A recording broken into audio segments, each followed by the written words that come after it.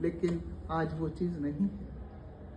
आज तो आउटडेटेड कर दिया जाता है और वैसे ही अलग अलग हो रहे हैं, कोई रहना ही नहीं चाहता। मेरे पास भी जो आती हैं कि वही यही आती हैं कि हमारे सास ससुर जो है अलग हो जाएं, हम अलग होना चाहते हैं। तो फिर वही मैं उनको बोलती हूँ कि ठीक है, आज आप अलग उनको कर रहे हो, कल तुम्हें माता तुम्हारे अपने ही जो है वो बेटा बेटी तुमको अलग कर देंगे, तुमको जो है वो ओल्ड एज होम में छोड़ाएंगे। क्योंकि आप जाइए ओल्ड एज होम में, मैं सभी से हम लोग जुड़े हुए हैं, ओल्ड एज होम और डिस्ट्रिक्ट लीगल सर्विस अथॉरिटीज में भी हम बहुत सारे पिंडों में जाते हैं, गाँवों में, तो वहां भी जो है वो हमें ये सब कुछ जो है दिखाई देता है। तो बहुत दुख होता है कि आज जो हमारे पूजनीय है, जो हमारे आदरणीय है, जो हमारे जिन्होंने आगे संस्कार देने हैं, आज जो है वो उनको कोई भी नहीं पूछ रहा है और वो जो है ओल्ड एज होम में पड़े हुए हैं। आज भ्रूण हत्या, फीमेल फर्टिसाइड जो है, इसका एक्ट पीएनडीटी एक्ट भी है, उसमें भी मैं कमेटियों में हूँ, 40s में भी, अपोलो और अमनदीप वगैरह में। तो उसमें भी जो है आपको पता होना चाहिए कि अगर कोई टेस्ट करता है, सेक्स का डिटर्मिनेशन का टेस्ट होता है, तो उसको सीधा जेल है। और फिर भी उसके बाद भी जो है वो गलत काम हो रहे हैं। मध्य प्रदेश में भी हमने बहुत सारे जो है वो इस तरह से क्लिनिक्स जो है वो बंद करे हैं। लेकिन ये हमारे अपने मन में ये भावना होनी चाहिए कि बेटियां जो कि बेटियों के लिए मैं, क्योंकि बहुत सारी मेरी बेटियां ही बैठी हुई हैं, इनके लिए वेदों में या धार्मिक ग्रंथों में क्या कहा गया उसके बारे में मैं बताऊंगी। क्योंकि बेटी जो है वो एक ईश्वर का वरदान है। बेटी जो है उसको ब्रह्मांड की बहुत सारी शक्तियां प्राप्त हैं। उसके बारे में जो लिखा है कि बेटी में सूर्य जैसा तेज, चंद्रमा जैसी शीतलता, पर्वत जैसी उच्चता, सागर जैसी गहराई और विशालता तथा पृथ्वी जैसी सहनशीलता है। तो आप ही बताइए कि औरत या लड़की कितनी सबला है, जबकि हमने उसको अबला जो है वो प्रमाणित कर दिया है। आप ही बताइए कि सृष्टि का निर्माता कौन है? परमात्मा। लेकिन उसके बाद किसका नंबर आता है? नारी का। अगर नारी ना हो तो क्या सृष्टि चल सकती है? नारी तो भाई सृष्टि का श्रृंगार है। तो आप ही बताइए कि जब नारी जो है वो सहसन चालिका है, उसका नंबर ईश्वर के बाद आता है, तो फिर उसके ऊपर हिंसा क्यों की जाए? उसको क्यों मारा जाए?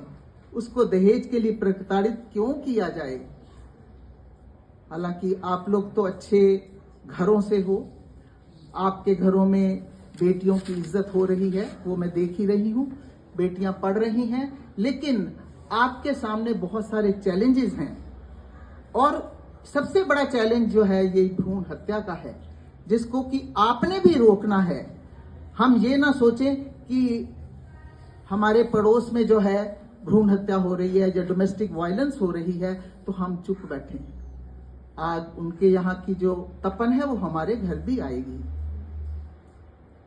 तो आज ही हमें ये डिटरमिन करना है, आज हमें संकल्प लेना है कि हमने भ्रूण हत्या नहीं होने देनी है, अपने घर में भी नहीं। और आप लोग जो हैं जरूर जाइए, आप जितने भी जो हैं यहाँ पर क्लिनिक्स है, यहाँ भी जो है वो बहुत गलत काम हो रहा है। हम लोग जाते हैं वहां पर, उनको जो है वो बंद भी करवाए हैं कई, लेकिन उसके बाद भी जो है ये गलत काम हो रहा है। अब हम थोड़ा सा कारण पे आएंगे। क्या कारण है? कारणों को जब हम डिस्कस करेंगे तब तो हम परिणाम भी और उसको जो है वो सॉल्यूशन भी लेंगे। अब एक परिवार आता है मेरे पास, छोटी सी लड़की है, मुश्किल से 18-19 साल की होगी, और उसकी माँ आती है और माँ के साथ जो है उसका दामाद आता है। दामाद है 50 साल का। तो मैंने उसकी माँ को बोला कि ये क्या किया तुमने, अपनी बेटी को कुएं में धकेल दिया। तो उसका क्या जवाब था? मैडम, मैं जहां भी अच्छा लड़का देखती थी मेरे से दहेज मांगते थे, मेरे से गाड़ी मांगते थे। मेरे पास तो कुछ भी नहीं है, मैं तो काम करके, सारा दिन काम करके जो है वो इसको थोड़ा मैंने पढ़ाया लिखाया है। तो अब कहीं मुझे ऐसा अच्छा लड़का नहीं मिला।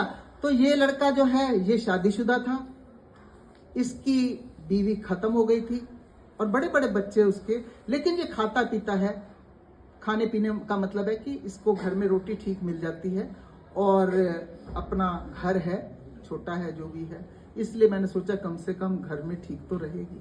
लेकिन उनके लड़कों ने, क्योंकि जो सौतेली माँ थी, घर से बाहर निकाल दिया। खैर मैंने बुलाया उन लड़कों को भी, ये भी ठीक ठाक हो गया, अभी वो अच्छा चल रहा है।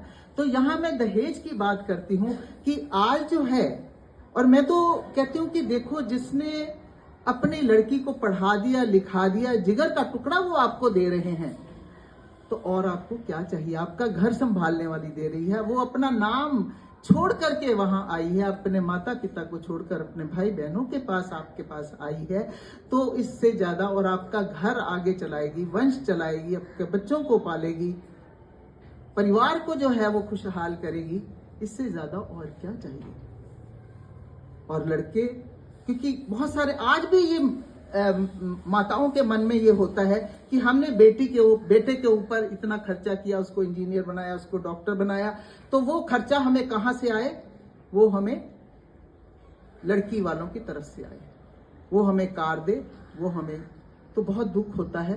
तो यहां पर मैं तो कहूंगी, अगर कोई भीख दहेज मांगता है तो ये भीख मांगता है।